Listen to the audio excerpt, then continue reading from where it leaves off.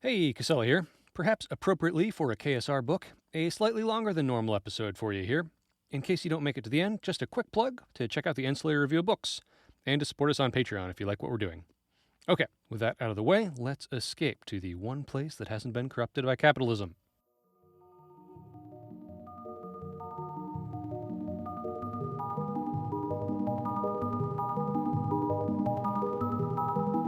A critic is a creature who has views quite like a camel's. Flowers and fruit he scorns. In the flower garden of the honeyed muse he starves unless he finds a meal of thorns.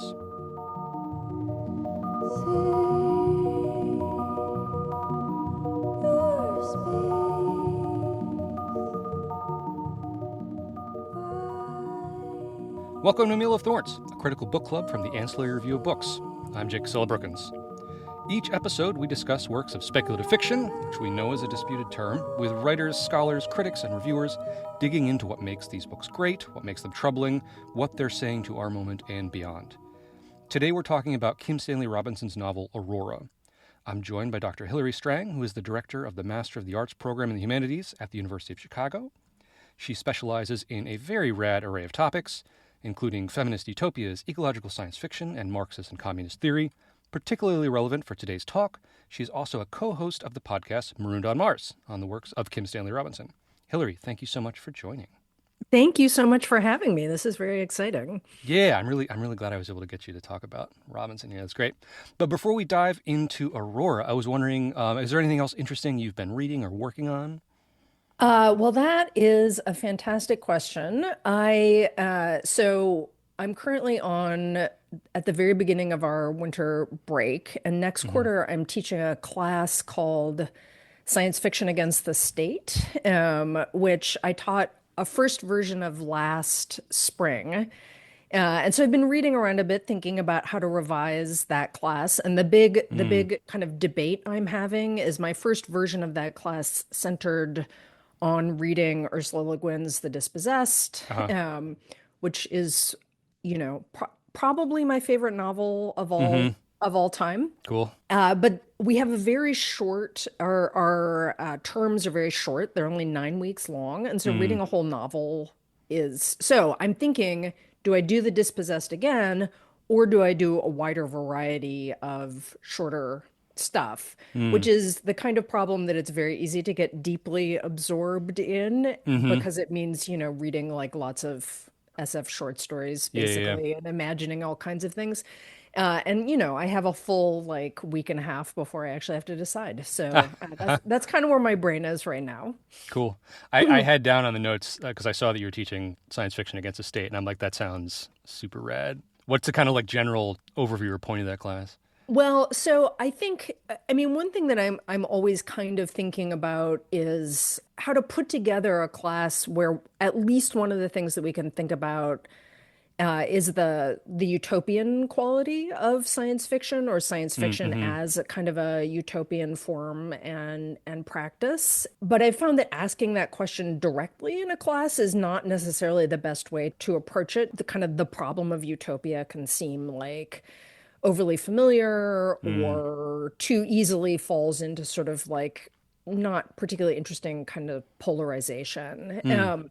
But I am really quite interested, both sort of, intellectually, but also personally, in both practices and imaginaries of living outside of or against or other than the state. Mm. And so this class kind of mixes science fiction with some kind of political theory stuff and some accounts of like actually existing like political practice that takes on or resists or like refuses the state Mm-hmm. form. So trying to like when I teach science fiction, I'm often teaching it as kind of both something to like take a kind of imaginative pleasure in, and also a way to like theorize and understand the world. And that's kind of the mode of this class. Cool. Oh, that's fantastic. That sounds really interesting. Thank you. I saw the Sur les Pavs la plage on your Zoom loading screen. I was like, Yeah. oh, okay, all right. I know where we're going here. That's cool. Have you read any Margaret Killjoy's work? I haven't. That's been on my list. Have you? Yeah, I really like everything of hers that I've read. I'm trying to think if there's a good short story. I'll have to look at her collection again, but because she does a lot of like anarchist, interesting stuff. She has a novella called Country of Ghosts, which is kind of an anarchist utopia story. It's like a secondary world, but it's kind of early industrial revolution, and it's just about this. I don't want to say country, but about this kind of like place that has refused all oppressive hierarchies and whether or not they can survive. And it's a little classic utopia, like let me walk you around it and point Yeah, out how yeah. things work a little bit. But it's also it was really interesting. There's a feminist book club in Chicago I used to be a part of that read it, and we found it like just a really generative book to talk about. It kind of like tied into it. We talked about the dispossessed a lot when we read that. So Yeah, yeah. Oh, yeah, cool, cool. I'm making notes. I cool. I imagine you have other suggestions that I would be Probably interested I think more. I mean, this is science fiction against the state. I might have used that as a podcast title if I'd thought of it earlier. in. Yeah. All right, but let's talk about Aurora. So today, listeners, we are talking about Kim Slayer Robinson's novel from 2015. It follows a generation ship en route to Tau Ceti, where what they find there and what happens after that. Like much of Robinson's work, Aurora combines big science fictional elements with a keen interest in environmental, ethical, and artistic concerns. The novel is really a pointed argument against the kind of techno optimism one often finds in science fiction and its real life boosters. And it makes the case that interstellar colonization is an impossible and dangerous dream.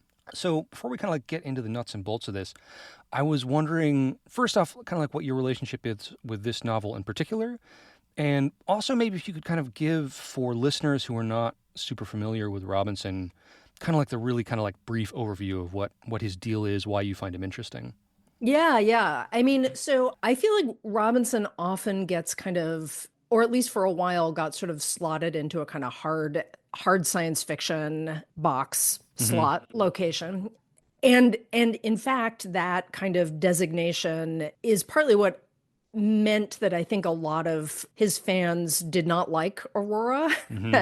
at all. But I think of Robinson as being much more than that, like more in the kind of Le Guinian tradition. Hmm. I think he has a very strong anthropological streak to his science fiction, which is really, really always interested in how do human beings both make and solve problems in collective ways? Hmm. And what does that kind of like collective capacity of human beings have to do with the planet that we're from? So with Hmm. our status as environmental creatures, what are the sort of like limits on our own creativity? What are the kind of possibilities for it?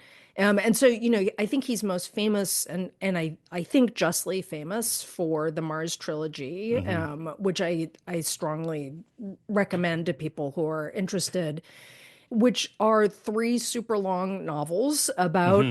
terraforming Mars. And so there's a way in which, one might think of Aurora as a kind of response to those novels. But I will say, I think this is kind of like characteristic of Robinson, that the Mars books, although they are about terraforming Mars, are also deeply critical of the idea, even then, right? Hmm. Writing in the 90s, deeply critical of the idea that we human creatures will or could or should wish to slip the bonds of Earth, right? Hmm. Or that we can step outside history and begin history again. And in fact, like a lot of Robinson's work is very much about like even his kind of far future stuff, like Aurora, is very much about the presence of history. Hmm. I think that the sort of Marx's line about people make history, but not under circumstances of their own choosing, Hmm. is very much kind of a Robinsonian credo. And his novels also, I think, they're often long on exposition, although in Hmm. ways that I find rather fun. And they also invariably involve, there's almost always surfing in Robinson Yeah. novels. There's almost always part that involves like, hiking or some other kind of like, intense physical journey where you get these like I think really wonderful like evocations of land and landscape. Hmm. I mean, I came to read Robinson, who is, I think, probably not somebody I would have just picked up on my own, but I came to read him when I was kind of trying to return to science fiction and think about it not really in an academic way, but like as something that I wanted to teach and think about as part of my academic and intellectual practice. Hmm. And I read a really amazing book by the Marxist literary critic Frederick Jameson called Archaeologies of the Future. Hmm. And I had read a lot of the novels that Jameson writes about in that book, but I hadn't read, and it possibly had not even heard of of Okay, Kim yeah. Stanley Hmm. Robinson. And I was like, wow, these Mars books sound cool. Cool.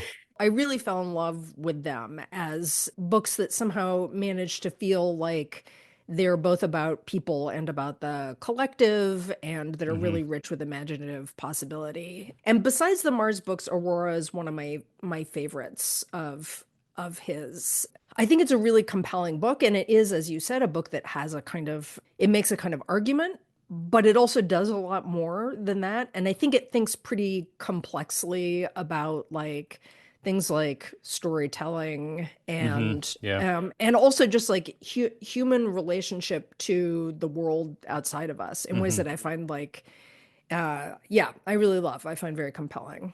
One of the things I really like about Robinson, besides his politics, which are just very present in his books in a way that I Yeah. really like, is that, yeah, he is part of this kind of like cohort of science fiction writers and sort of like kind of like casually acknowledged as one of the great science fiction writers, but I don't see him in discussion as much. Like a lot of his later works did not come up for like the standard genre awards as much. And he's doing something so different on a prose level in most of his books, right? Like there are lots of science fiction writers that write big infodumpy digressive stuff. And like Kim Stanley Robinson does a lot of infodumpy digressive stuff.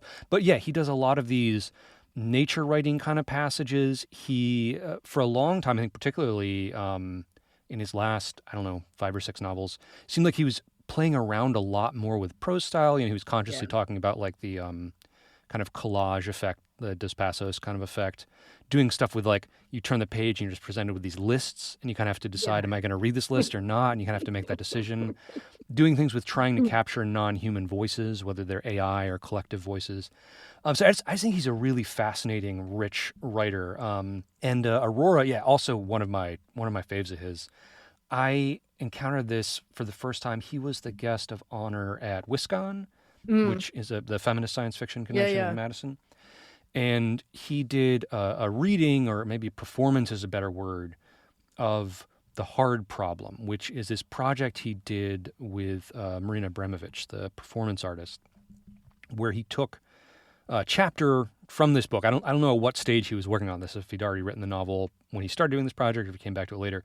But it's kind of an abridged version of one of the most remarkable chapters in this book. And then a number of singers and speakers and performers kind of make this kind of oral universe around him speaking. People are like chanting like the names of stars and repeating things he said earlier, and it's the ship speaking, and it slowly gives this sort of sense of this sort of like slightly cacophonous kind of internal voice that is the ship speaking. And so he did it in this this conference room in Madison. He had us turn out all the lights. He said it needs to be as dark as possible, and then he did this reading. I want to send you just a little tiny clip just so you can hear kind of what it sounds like. Going to the stars was our destiny, they said, the ultimate point, a religious experience, a denial of death. But death is real, and they were lying. They were fooling themselves. It's easy to do. Death is real. Death is real. Death is real. Death is real.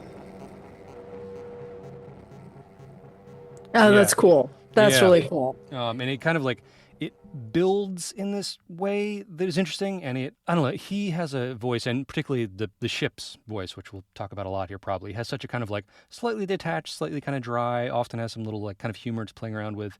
But this presentation, which I should mention, this was done through or with the Arthur C. Clarke Center at University of California, San Diego. this performance really captures some of the darkness and the despair that is also in this book and really kind of characterizes it in a way that really changed how I read the book. And I don't know if it would have hit me quite as hard if I hadn't come into it kind of with that kind of voice first. Yeah. No, that's really interesting. That's really interesting. Yeah, and I like that you just pointed to that darkness too, because I think it is actually sort of easy to overlook that in Aurora. So you mentioned that like some of his fans don't love this as much because it's kind of speaking back to his earlier, maybe more optimistic kind of visions. So I was fascinated by this aspect of it. I should say, listeners probably don't know this, but I was like addicted to book clubs when I lived in Chicago. I was in way too many, and I was in this one that was, and I say this kind of lovingly, but they were like true fans, kind of like Worldcon going science fiction fans, know all the big major stuff. And a few of the people when we read Aurora were really upset. I remember this specific phrase saying that like, what they say? They said he's just stacking the deck. Like he's making it impossible, but it's not really impossible. And it is fascinating because this is such a, there is no planet B, we're not going to colonize Mars kind of novel. And that is such a core fantasy within science fiction. Yeah. And there are core fantasies that we kind of know are fantasies, like faster than light travel. We know that there's probably realistically, there's not going to be faster than light travel without some breakthrough that we can't even visualize what the breakthrough would look like. That's not going to happen. So we just kind of accept that. Just kind of like we accept that the transporter on Star Trek is because it cost too much money to do a shuttle scene every time, Yeah. But there are more core things like strong AI and like settling other planets that are just like, yeah, of course we'll do that, right? And of course we could go walk around on other planets or terraform them. And that this novel, and I don't want to say this is not a knockdown scientific argument, right? Because that's not what novels are. But it is presenting a plethora of evidence in a very convincing fashion that, no, this is just silly. This is a dream that's not going to happen. To go to another star system is just to go there to die at best. Yeah. I mean, and I think we have kind of like, I think really interestingly sort of folded together in that aspect of the novel are one, this kind of like, I'm going to say skepticism, but that's not quite a strong enough word, but this kind of critical take on the possibility of a generation ship, what a generation ship would be. And then two, like, what is it that we understand about what it means to live on a planet? If we think that part of our relationship to the planet that we do live on reveals the kind of limits of that understanding, then why is it that we think that we could sort of from the bottom up start again? I mean, and also, even more than this, like a sort of sense of the limitations of our understanding about what life is, and that means both sort of human historical life and like biological life itself, like livingness itself, which I think that seems to me to be like a question that's quite deep in Aurora, like it would be a different novel. And I think we can definitely imagine a novel that would want to kind of interrupt the fantasy of going elsewhere at the level of it being a sort of fantasy, right? To think about like, why do we have this fantasy, right? Where does that come from? What do we ignore when we imagine, what we inevitably are going to call the colonization of other planets, right? I mean, but I think this novel isn't only invested, it's not as invested in sort of the terms of that fantasy as in like our kind of like comfortable blindness to a lot of what's around us. I mean, and also sort of, deeply, I feel like in this novel, a sense of like a kind of unwillingness to face what is really hard. And what is really hard is actually the conditions of our human living together as we have produced them, historically and environmentally. And that the kind of, and this gets in the last part where, after they've come back onto Earth and are seeing like some backlash for it, and seeing the dream kind of laid out in kind of TED Talk CEO speak Yeah. of we're going to go colonize other planets. Kind of just grappling with or drawing to our attention as readers, and maybe specifically as science fiction readers, this idea that like there are limits in the world. A thing the ship says a lot is that there are cases where 100% or where 99.9% is not enough, right? Where it has to be 100%, and that there are these limits on, I don't know, these sort of hard realities about the universe. I think at one point someone is accused of pessimism, and they say no, it's kind of a dark realism. I think that might be Vadim in the end, right? Those things are hard to grapple with because, and I think those are hard to grapple with in real life. I was just reviewing Lena Krau's book, Sinkhole and Other Inexplicable Voids, which is phenomenal. It's a collection of kind of mixes some climate fiction, some like magical absurdist kind of stuff with a lot of domestic familial kind of stories, mostly in the Pacific Northwest. But it has this one where there's this young scientist who's been studying lahars and glaciers and earthquakes and volcanoes, and is trying to convince people that like there's this really terrible imminent danger, like these towns right here are in incredible danger. And she's talking to some younger people, and one of them says, well, if this was a problem, someone would have talked about it. People would be talking about this. And the scientist says, she goes, yeah, I'm talking about it. I'm the expert. And everyone just kind of gets awkward and quiet and just kind of ignores it, right? And there's always this instinct to just like, no, like that problem's not real. If it were real, I would have encountered it before, right? Whether it's with your own health or with realizing that your generation ship doesn't have enough bromine, right? And that's maybe going to kill you in a generation or two. And this novel is poking so hard at that. And it's funny because that supposedly like rigorous, competent, I make the hard choices, hard men kind of thing is supposedly such a part of hard science fiction and that kind of trend, back to the cold equations. Yeah. But then when you start bringing in like, okay, actually, but some of these limiting factors are from ecology and psychology and sociology, that these also have, rigorous things in them that might prevent us from going to space. That is treated as a sort of like aberration. Like, no, we just got to figure out how to go fast enough and then we're fine. Yeah, I mean, we come back over and over in the novel to the to like various translations of the Greek poet Cavaphe. Wherever you go, there you are. You bring yourself with you, and that also means like you bring your world with you wherever you go too, right? I mean, so this is the kind of one sort of theme. I mean, and this I think is a big, I think that this novel is much less a departure than many people thought from the Mars books, right? Which are also deeply about, it's not just that you bring yourself, and it's not just that you bring sort of like whatever we might think is inherent in whatever limited way to being a human. But you also bring with you an entire world and an entire historical world. The infinity of historical traces that are in you are going with you wherever you go, right? Something that I like very much in this novel is that it takes just, I mean, and this is, I think, characteristic of Robinson, but it takes that as seriously as it takes whatever sort of like, scientific problems it raises. So part of what I think makes the novel really fantastic is that it's narrated by the ship itself, something we only learn a little ways into the novel, which is like a very disorienting effect. We remain uncertain throughout the novel the degree to which one, we're meant to read ship as sort of conscious, which I suppose that's always a question about an omniscient narrator. Right. Anyway, to the degree to which ship is omniscient. I mean, partway through the novel, we learn that ship is actually like extremely powerful, and ship keeps, and throughout we see ship trying to figure out how it is that you can produce a narrative that is a narrative not only of an individual but also of the collective, right? Ship's trying to figure out like what are narrative techniques? How do I do this? How do I tell the story of the collective?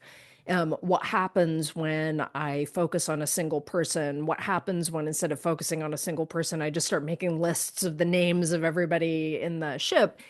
The ship comes back again and again to thinking about metaphor and analogy Mm-hmm. and telling us like essentially these aren't really things that make sense to me. These are qualities, these are supposedly qualities of human language. I think that they fail. I think that they fail all the time. Maybe analogy is better than metaphor. Maybe that works better.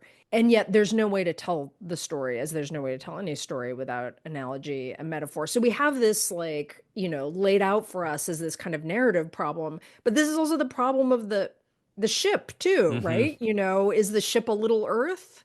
Are we looking for another Earth? Is this Earth going to be, like what's its relationship to the Earth that we come from? We can't get to a new place without like that kind of all of the stuff that we have that makes meaning for us, which is inevitably attached to something else. There's no sort of pure newness for us to find. Mm-hmm. The ship at one point says, much of human language is said to be fundamentally metaphorical. This is not good news. Yeah.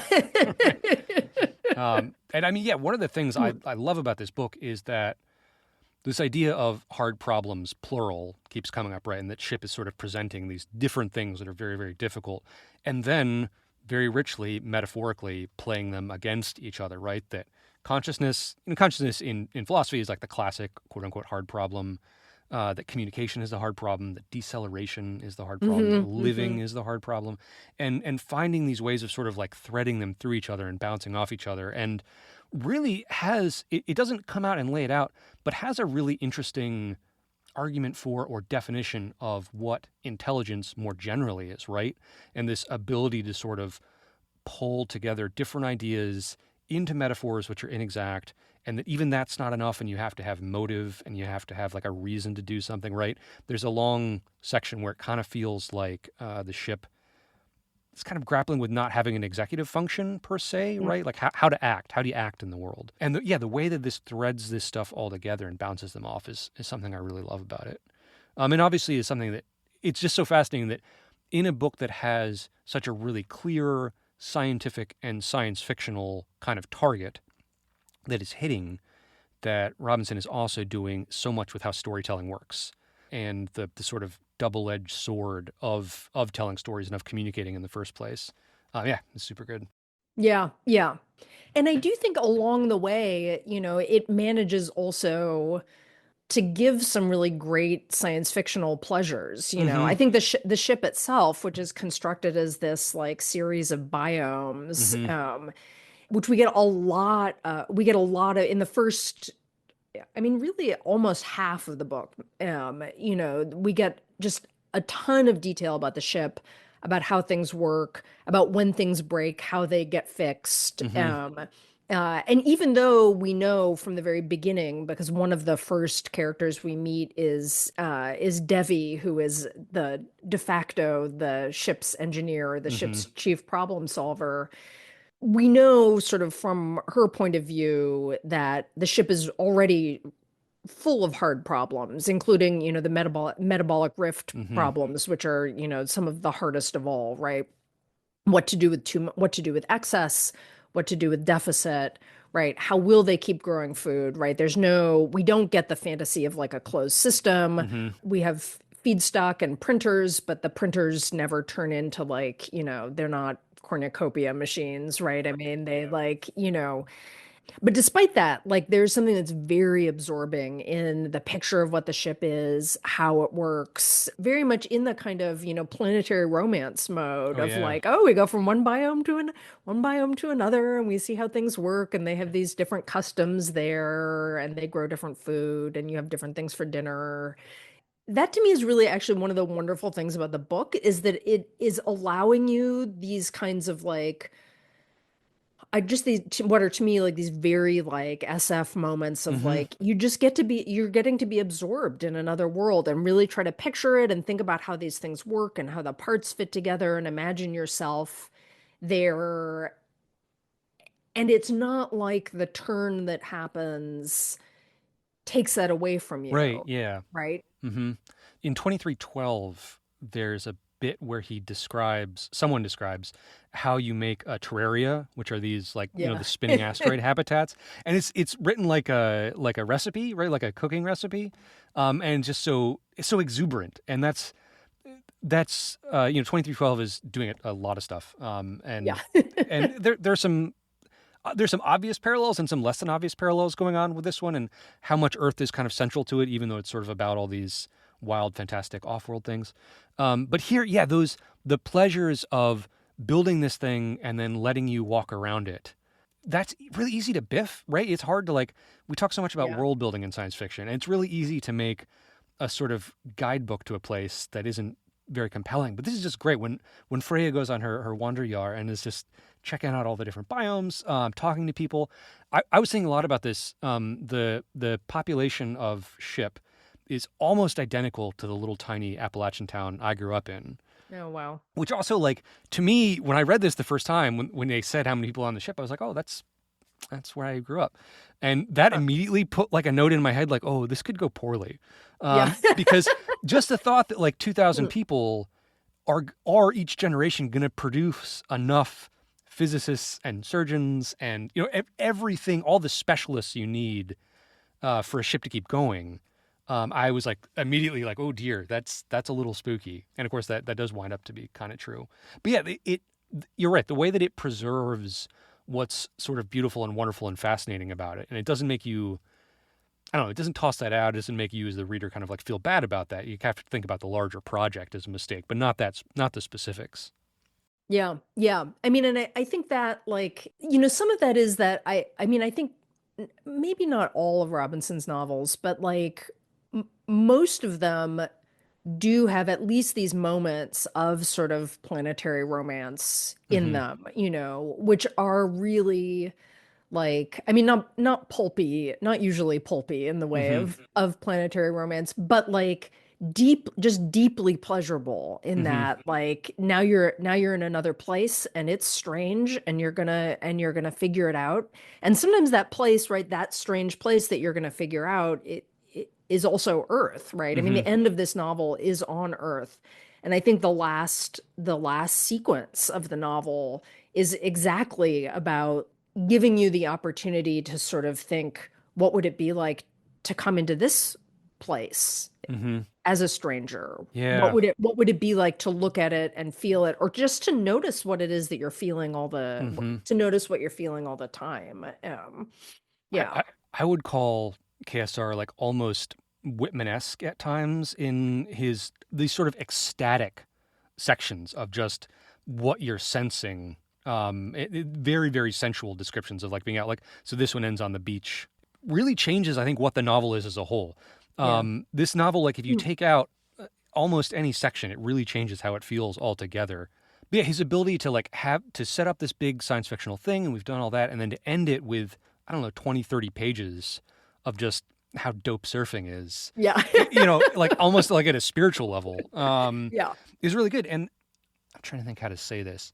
He has this way, yeah, of recentering, using those moments of really intense, felt bodily experiences to recenter both individuals and recenter Earth in a larger sense. I think it's, I actually don't think it's in this. It's in 2312 when Swan has come back to Earth one of the times and says that she looks up at the sky and is the blue of the sky is just the blue of a rainbow forever.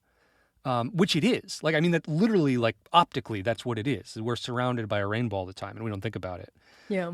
And here it has that scene on the beach, but it also has Badim and is it Aram, Yeah. Yeah. who are having these similar just fascinated by the sky and the cloud patterns and the Mhm. quality of the light within a science fiction book to remind us that it kind of pull us back to this really astonishing, amazing place we're in for real.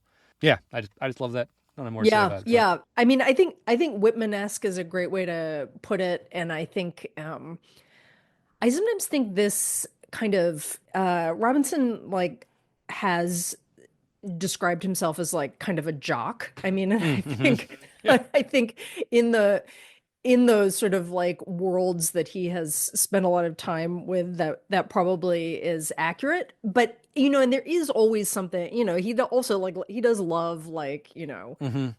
a crazy athletic scene of some kind. But I also think that interest that you were just pointing to, that is partly in embodiment, right? And like in an experience of embodiment as also an environmental experience, right? Yeah.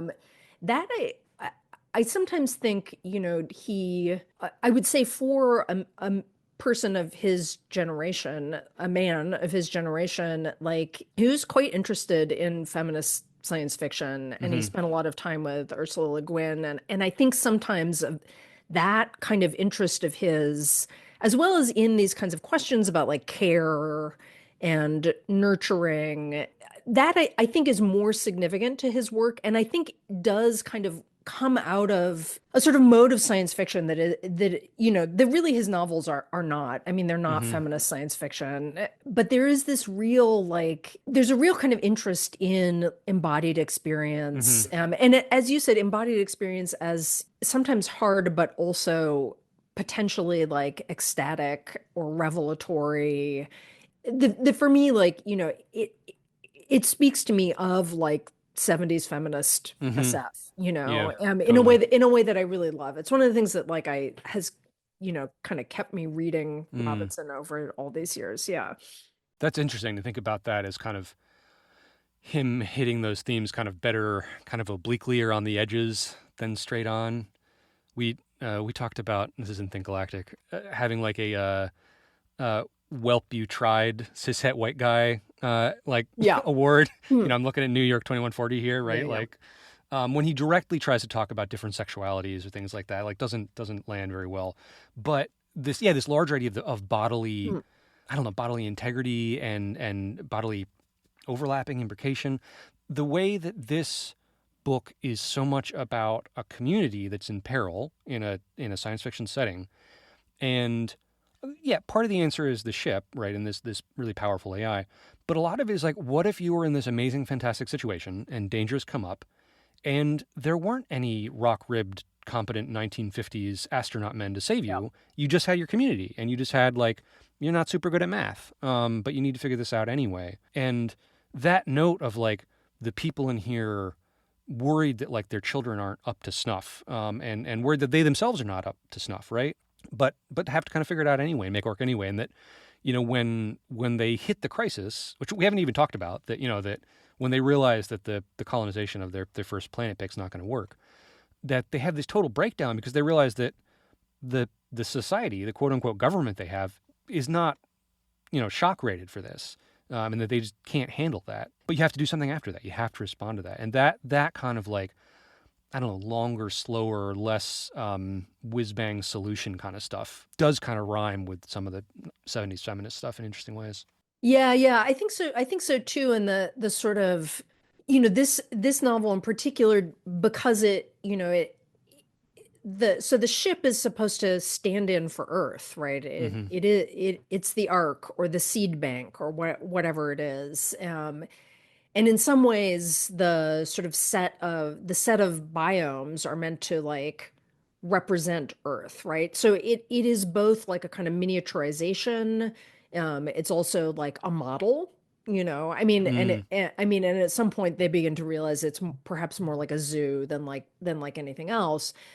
But the way in which it fails to stand in for Earth, not the only way, but one way, important way it fails to stand in for Earth is that the biomes are sort of relatively self-contained, right? Mm-hmm. There are none of the spaces that like matter so much like ecologically, that is like the space where two different sorts of environments like come into contact with Mm-hmm. one another. But also like people start to live in relatively self-contained ways, so that, like you were saying, like there are relatively few people on the ship, and then they're divided down and into these biomes.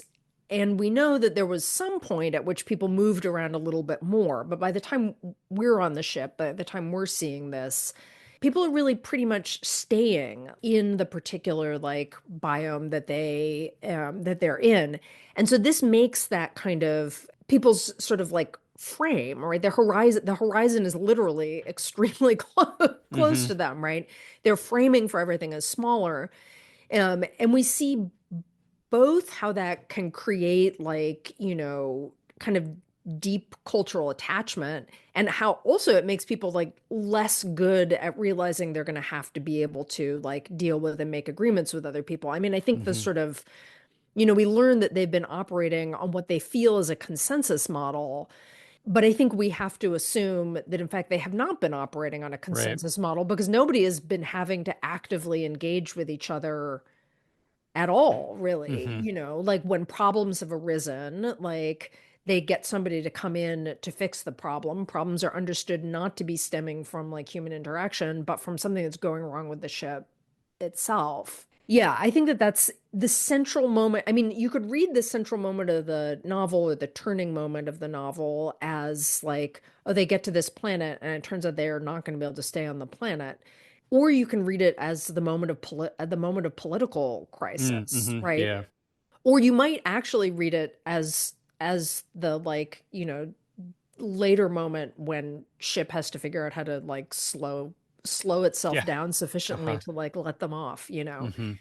which I think also like that kind of like you really are sort of left in the position, you as the reader are left in the position of having to think like, why do I think that one of these is more significant than the other, Mm. right? Mm-hmm. Well, that is interesting. Yeah. I mean, just reading through it this time, the political crisis was the one that emotionally hit me a lot harder Mm, this time, I think, than the first time, just because, right? So you have this kind of quote unquote natural disaster, right, with the deaths caused by the planet, but then when things start breaking down, when everyone starts realizing that things are breaking down, but everyone realizing things are breaking down is not enough to fix it, yeah. and these scenes of just like people just yelling at each other, and that's kind of the best you can do until something else steps in. Those were hard. And obviously like we are in a much larger ship here Yeah. on the planet, but staring down some similar inabilities, to come to consensus on major things. Since all the doom that's been hanging over me since the election, and which is very similar to 2016, is just not the specifics of this one thing, but that our society is divided enough this deeply, and how do you start to come back from that? And I don't know, and we don't have an AI that can control the locks Yeah. and Yeah. sedate us if it needs to. Yeah. Yeah, exactly. And that like, yeah, we just on our podcast, we just finished talking about New York 2140, and Mm-hmm. and that is a novel that by the time we got to the end, which both of us like really loved the first couple of times we read, and this time by the end, I think, partly because we, the co-hosts of the podcast, are just feeling like incredibly bleak about everything Mm-hmm. that's going on.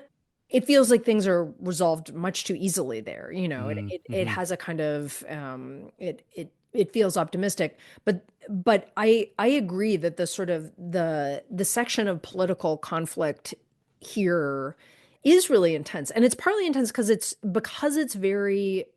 so small scale, Mm-hmm. and it really is also like it's small scale, and what people are fighting over, some of it is like they're not particularly able to articulate, but really like they're not like fighting over ideological difference, at least not as they understand it. They're Mm-hmm. they're literally fighting each other like with bare hands over, do we try with another planet here? Do we keep going? Do we go back to Earth? Right. Mm-hmm. I mean, like, so with like survival level questions, which they don't really justify on Right. ideological grounds at all. It's really just like, what do we think? What do we think gives us the best Mm-hmm. chance? The best chance for the most of us. Yeah.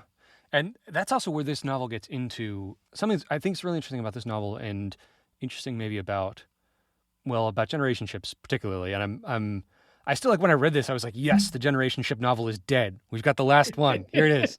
And I've been proven wrong. There have been Mm. generation ships since this. There have been some really, really good ones. Did you read The Practice, The Horizon, and the Chain, Sophia Samatar's? No. Ooh, that's a must. It's a novella, came out this year. It's a generation ship novel that's actually about how academic institutions must be overthrown. Absolutely concur with that one. Yep. And I adored Theodore McComb's Uranians, Mm. which is that's like a novella, very gorgeous generation ship thing. Anyways, I was hoping generation ship novels are dead. They're not. Turns out that's okay. But one of the things that the political argument here made me think a lot about, like, how this book's talking about generation ships, and more broadly how science fiction is and climate fiction is thinking about the future is that the question of what we ethically owe future generations is a really, really thorny one. It's hard to enunciate. It's hard to talk about because you can't say that you owe something to a specific person who doesn't exist yet because they don't exist yet. There's lots of weird crossover with the ethics around right to life and abortion arguments, things like that. But this larger idea that yes, but we do owe something for sure to the future, right? We owe something to the generations that haven't come yet. And that is like kind of like really deeply at the heart of the argument that they're having at the political crisis. And none of them can really enunciate it, and later in the novel we get a little bit of this, the Deus Ex Machina of the cryosleep, right? Which Right. they don't have on the way out. So that kind of changes how everything works. But when they make their choices, they don't have it. They don't know it exists. So they're really just, they know that they and and the generations after them for at least a couple generations are going to live and die on the ship, right? Like no matter what they choose. And so then it becomes very weird about, well, what's more right or less right about what choice you make from there. And I know so much science fiction and nature writing and debates right now are just trying to find a framework to think about what we owe the future more, right? In this moment when very clearly, like at a political level, at an institutional level, we are not making decisions for the future, right? We're with them in mind. There's a point here where the ship talking about, actually, I don't know if it's the ship or if it's Freya or Badim, when they're arguing with the pro interstellar colonization people. I can't remember who says this, but they call them kleptoparasites, right? That like what you are doing is like you have this kind of dream, but really you're just stealing from your children, right? You're stealing from the unborn generations to come. And so much of, this, we all know this, so much of the way that just our economy works is just stealing from the future in these ways that, techno-optimists might kind of brush off with like, oh, we'll find a solution for that. We'll find a way to do carbon drawdown or whatever. But we don't have a way to do that any more than we have a way to successfully get to Tau Ceti, right? Right, exactly. I mean, and that sort of, that, I think that the kind of part of that question is just like, what would it look like to have a stake in futurity that was not laid out for us by like, say, by capitalism, right? Or that was not laid out for us by the kind of logic of like, well, the only people who have a stake in the future are people who have children because you can only Right. imagine it, right, through the specific people to whom you are related, right? One of the places where in Robinson's novels we get the kind of response to that is in, I think his repeated recourse to the idea of intrinsic value, right? Like in some ways, like we don't get to or should not or don't need to like ask why the land is valuable, why it needs to be preserved or saved, right? It just is, right? So the question is answered there. But that sort of question about like, like, well, what relationship like could you form to the future? I mean, so here the generationship, I mean, this is, I think, my favorite generationship novels are Gene Wolfe's The Books of the Long Sun, right? Which are, sneaky generationship novels, but still like, one of the things that those novels do is to suggest like, if you're actually like stuck in one place for a long enough period of time, like you don't have a relationship to the future at all. Like the entirety of your imaginative life is a relationship to the past, right? And I think in some ways, like when we get to the moment of political crisis is also when we learn that there was a past moment of political crisis and that it, in fact, like whether it was the decision of the ship or not, there's been a deliberate process of making people forget that previous moment of crisis, that it happened, what it was about, how people responded. I mean, like actual, just like literal forgetting, which sort of anticipates then they're going to invent cryosleep, right? Right. I mean, and so there we have this sort of thought of like, yeah, okay, if it's not possible for you to like learn from to experience to get into the hard work of reconciliation with the past, like you're also not going to be able to make a picture of what the future is. And that I do think is like so much the kind of, I think that's really deeply the critique of that kind of like, oh, we're going to leave Earth is our cradle, and so we're going to leave that and we're going to head for the stars, you know. I mean, I do think it's interesting that I think at the moment that this book came out, within, I think, sort of like environmental thinking and thinking about like why do people not respond to climate crisis as if it were a crisis? And this is obviously in some ways still kind of a problem, but I Right. think things have changed to some extent. Like there was a lot of thinking that I think this book is part of about like how do we or don't we register ourselves as planetary creatures? Like what do we or don't we sort of like notice about that? Like why is it so hard to understand that like our being is actually part of the being of this planet that we live on, and we can't just like sort of like slip away from it, right? But that's it, to go back to your like, you know, like we don't have the like, you know, heroic spacemen here who can, you know, with their like firm jaws simply make a decision, right? Because we also have this world of people who actually like just we see them as like literally unable to like move out of their environment, right? You know, and when they get to the planet where they think they're going to live, what's at first it seems like the main problem on that planet is it's just incredibly windy, Super windy. which seems like that should be so trivial, and yet it like it really comes through as like, oh my God, it would suck to live in this place. Do you know habitable planets for man? Mm-mm. This is some like how to write science fiction writer somewhere put this on my radar, and I read it. It's from like I don't know the date offhand, but it's early 60s. It's pre-moon shot. And it's the Rand Corporation, like the super evil think tank. But they put together this massive study about interstellar colonization in the 60s, and we're basically taking all the information that was out there, and I believe like setting up and conducting experiments to think about realistically what kind of other planets can we get to and live on. And the big thing they got back, this is barely post DNA discovery, right? Like this is the biological science is not the same, right?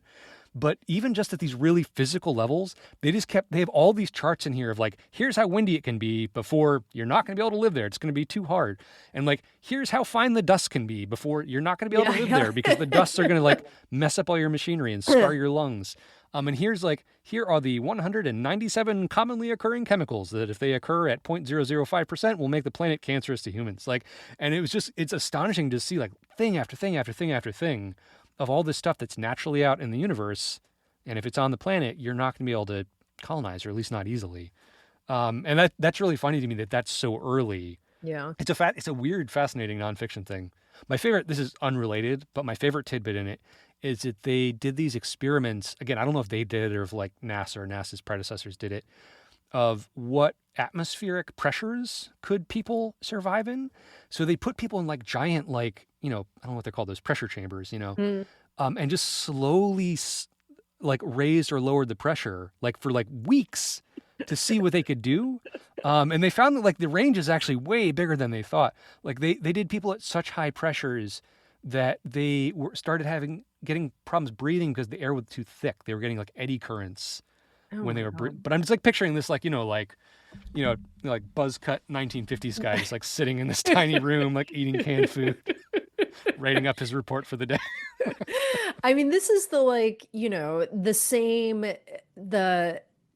this just like deep conviction that oh, yeah, sure, we're animals, but we're the animal that doesn't have a niche, right? We're the animal that can go anywhere, right? Right. And that, which is like, both so deeply in the kind of like deeply a part of the logics that produce like climate disaster, and also like exactly the same logics that imagine that, oh, we'll just be able to go someplace else, like you just need, you need a set of technological fixes and then it'll be fine. Yeah. And ignores so much of the reality of our planet that we're on, and like how in a way tenuous life is anywhere. There was, I can't remember who it was. Oh shoot. Some other science fiction writer devised this comedic scale for habitability, which is you define like a grid. So every I don't know at every vertex, every 100 square miles or whatever, you gently put an unconscious human. And if they're still alive 24 hours later, that like determines the rating. And they were like, Earth's rating's actually pretty low. There's actually not that many places you can put an unconscious human on Earth, on the surface, and they're alive 24 hours later. And that's, this idea that, a lot of people have said this, that we'll colonize Mars, we'll colonize other planets. It's like, it would be so many orders of magnitude easier to colonize Antarctica now, or to colonize, the heights of the Himalayas, or to colonize like the ocean depths, right? Like that would be so much easier, right? There's food you can get to, there's water you can get to, there's air you can get to, you can resupply from places. Nobody is fantasizing about having a shitty dome city, offshore of New Jersey or something, underwater, like, cause that just is crazy. But somehow, and, science fiction has done this, it's made it possible for, people like Elon Musk, for, people like in the military industrial complex to constantly be selling this idea of like, oh, but of course we will colonize Mars. Of course we will do this stuff. And that's part of the reason I love this book, is it's such a really firm poke back at that. Yeah. And it's something that I think that the genre to some extent like has it on its hands, that we've been too credulous about it. Yeah.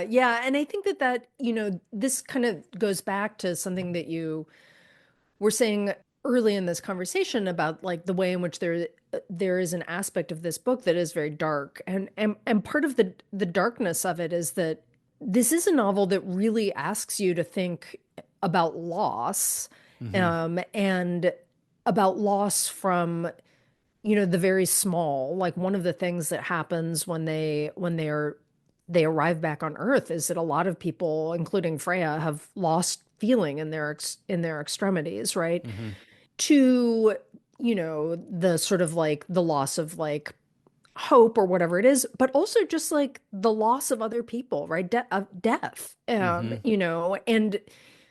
because we're in this group of people of whom there are only about 2,000, right? I think that we do not hear the names of every person who dies, but we hear a lot of the names, right? Right. The losses are very immediate. And the sense that there is a kind of, they return to Earth still grieving those losses, right? So that, which means that the time of the generation ship also, like, because I think one of the things that a generation ship story can do is to create a very, like, in a bad way, is to create this very sort of like false picture of like non-continuity, right? Like that things fall away, right?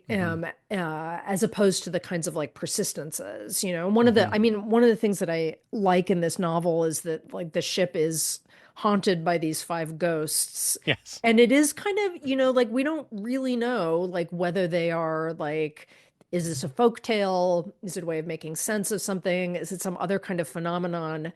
But we also don't get told in a comforting way that these things are absolutely not real, And in fact, the 5 ghosts seem to like make it all the way back with the ship to Earth, And this is like, we get haunting like at a bunch of different levels here, just including just like the haunting of like ongoing sadness, which I think that I think is really, I think that the novel ends in a way that feels very hopeful. But that sort of like darkness and thinking like, because the logic of like, it would be okay if a certain number of people die, as long as we achieve this.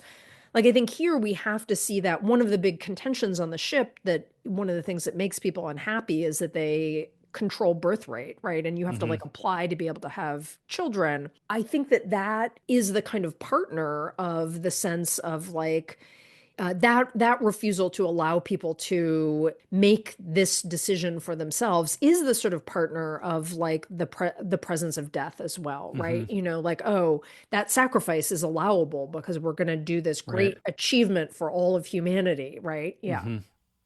Yeah, when Freya starts meeting like the Ferals and other people who are kind of opposed, and they're saying, oh, this is fascist, and it's almost, and because we're given, Ship is giving us Freya's narrative. It's almost kind of like brushed off. But like, no, they're right. Like No, you're they're living in a right. totalitarian state. Yeah, And that's the only way you could make this work. You couldn't make this system work without those. right, exactly. I mean, I think when Ship intervenes in the period of political turmoil, we have a kind of like sense of like narratively we feel relieved because it looks like things are just not gonna go well from there, right? But also, who is our narrator? Our narrator is Ship.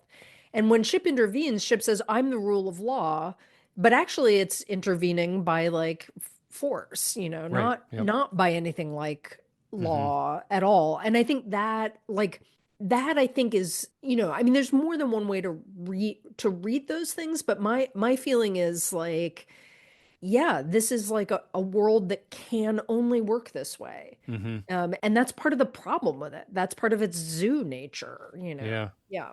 And there's something that too, thinking about this, that Robinson, I think, tries to pull out in a lot of his work, that contrasting this supposedly closed kind of totalitarian system that is going to be haunted by all these things it needs to do to keep going with, I don't know, this conception of not unlimited, but of plenitude. And like, to be on the planet is to have this room and this space for plenty, that gives us room for grace, right?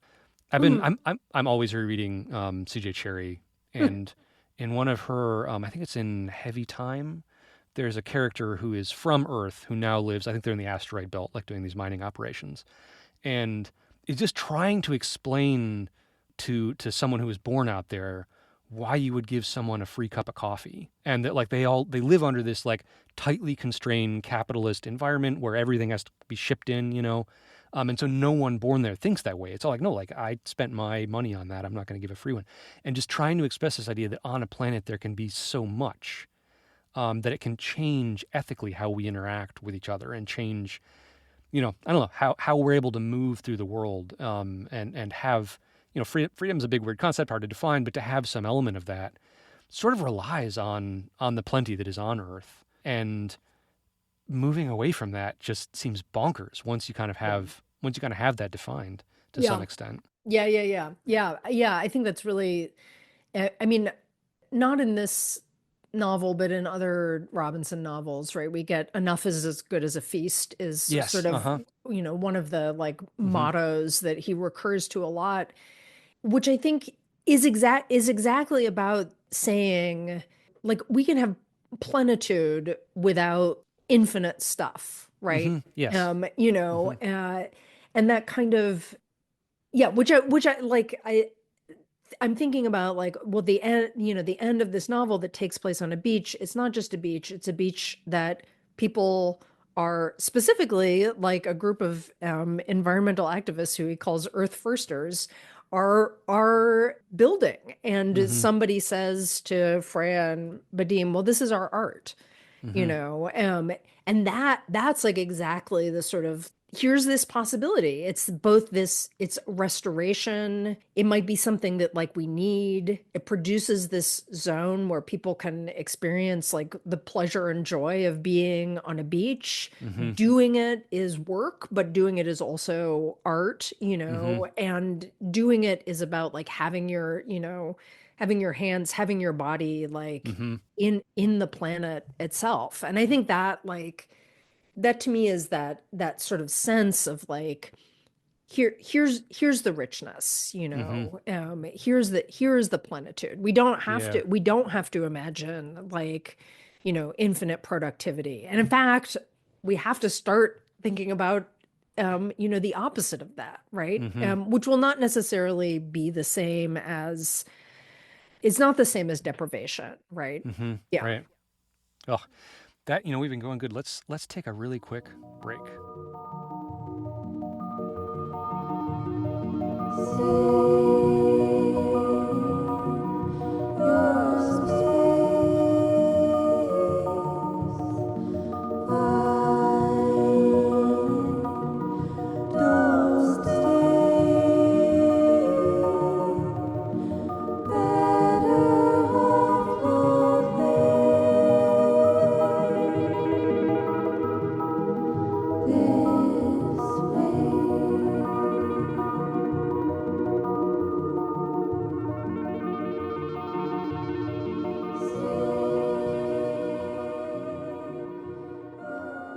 All right, we are back. We are still talking about Aurora, and we haven't talked much about the specific characters in here. And I will say, Robinson haters may say that Robinson is not the best character writer. I think there's something to that.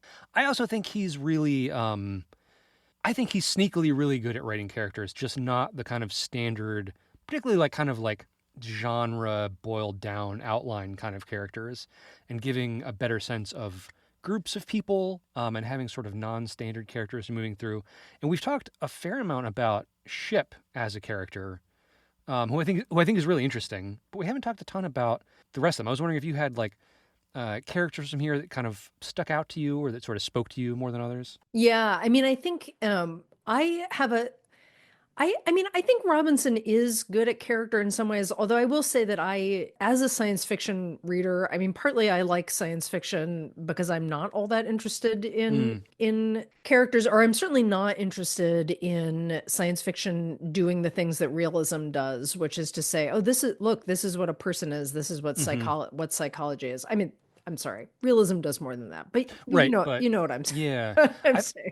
I've sometimes reached for a term. I bet it's out there in narrative studies somewhere for the idea that part of what literature or maybe media generally does is sort of create a psychologically graspable character for the reader or viewer to kind of engage with as though they were real, which is obviously like when you think about whether it's like high realistic literature or even like a Marvel movie, right? Part of what they're trying to do is kind of give something that the people part of your brain can latch onto, right? As I know this person.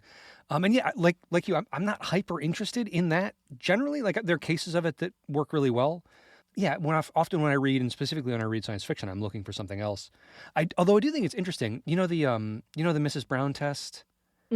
This is Le Guin's thing, from a Wolf story, that the test of character is like years later after you've walked away from the novel, can you remember the character? Like who was it? And it's funny to me because out of all science fiction, like when I think of characters, like Robinson's jump to mind. Oh yeah.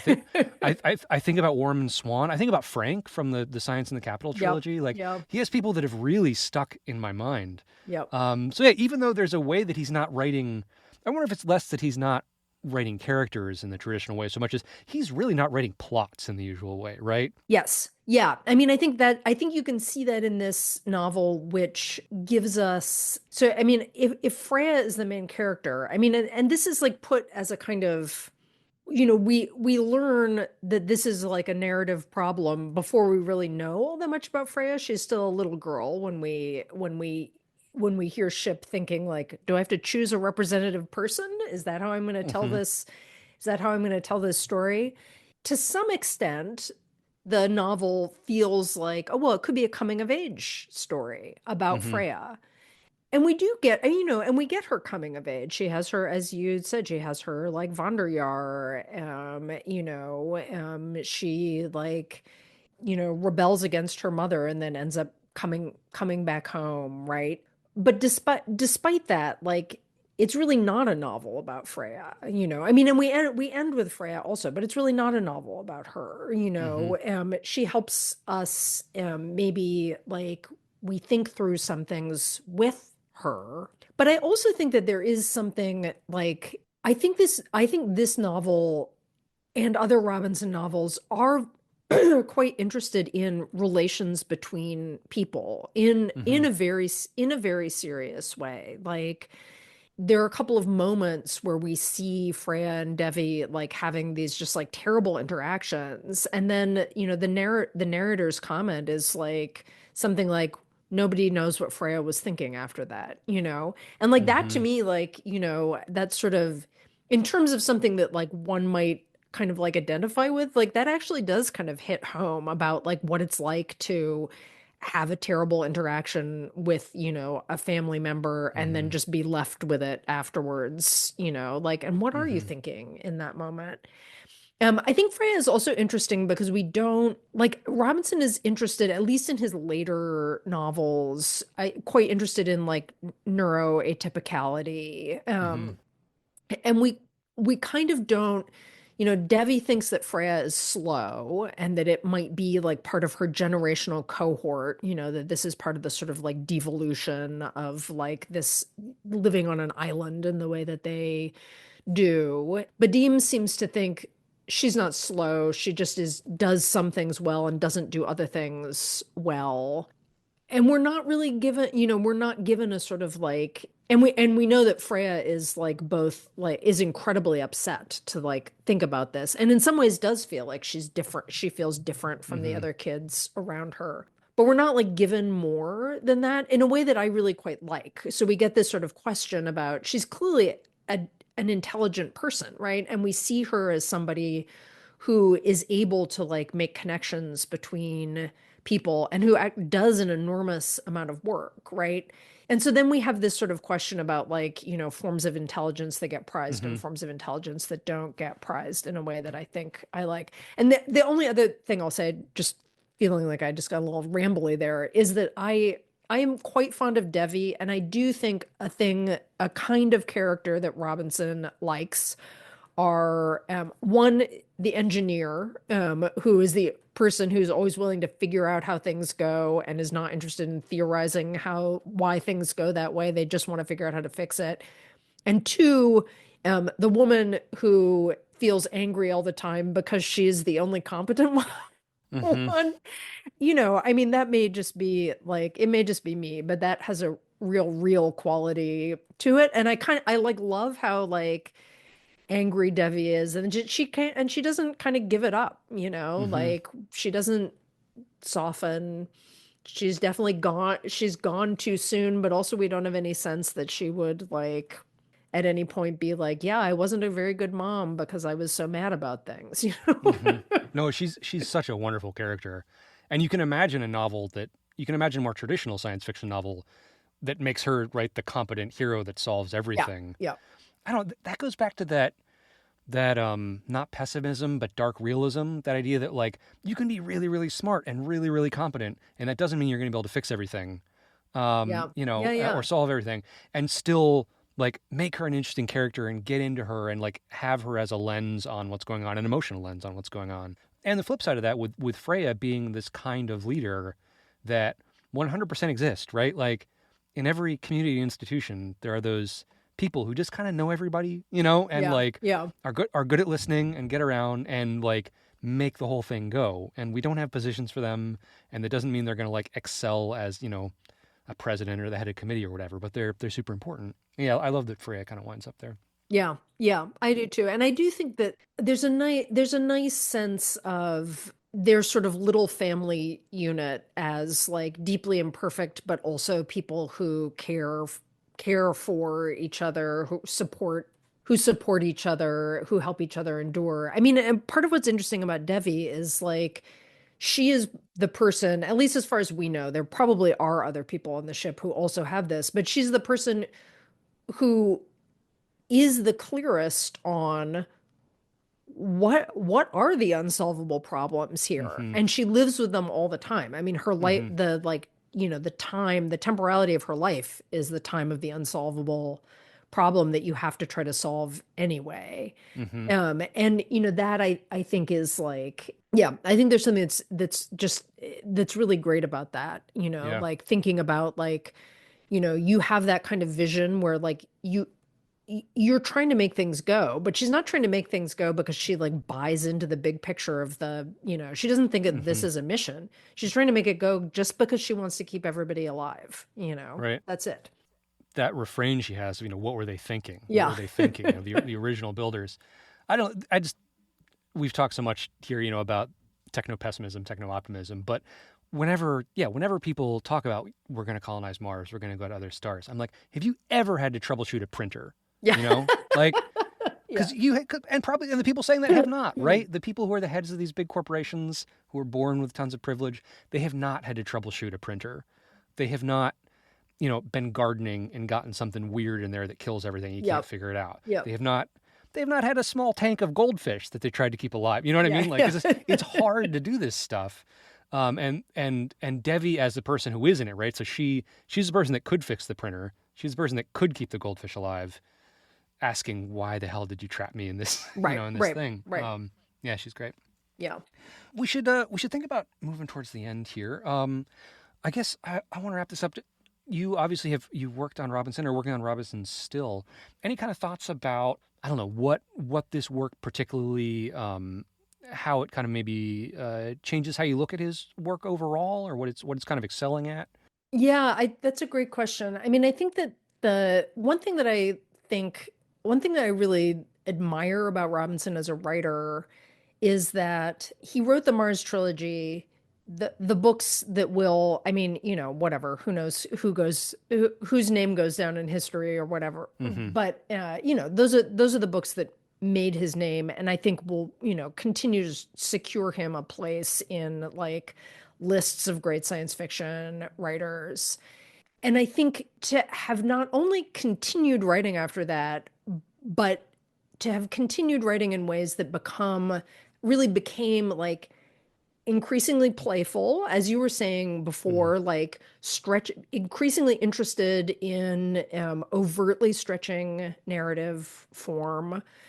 That, I mean, in the case of, a novel like 2312, just like one where he really like just throws everything out there, like there's a real wild quality to that book. Like I find that just like I think it's fascinating. Like this is a fascinating quality in a writer I mean, and also to do this as you are like, in like late middle age, basically, to like at that point be like, you know what, I'm just gonna like I'm gonna get really creative with it. I think that's amazing. And for me, this novel is I think it's like in some ways for me, it's like a condensation of Robinson's work. I was thinking, rereading chunks of it this morning, like, I still think that this is a really good piece of environmental writing.